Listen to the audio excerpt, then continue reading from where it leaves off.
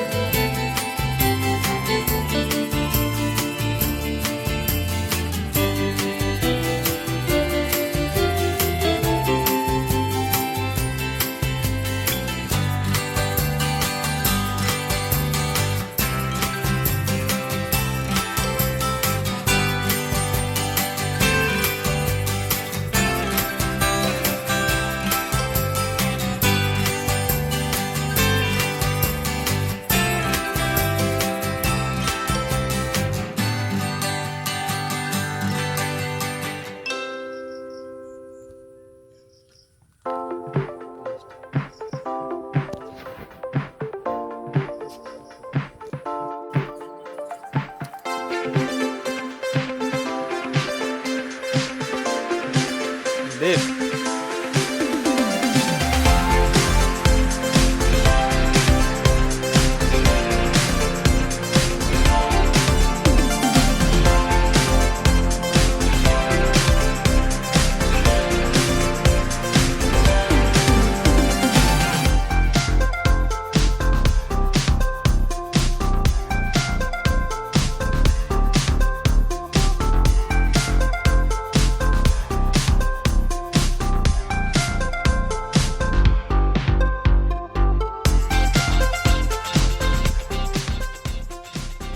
तो चलिए जो जो लेना था मतलब जो जो मिला हम लोगों ने सारे ले लिया। तो अभी चलिए फार्म में जाते हैं और वहाँ देंगे, प्रोवाइड करेंगे और देखेंगे कितने शौक से वो लोग खाते हैं।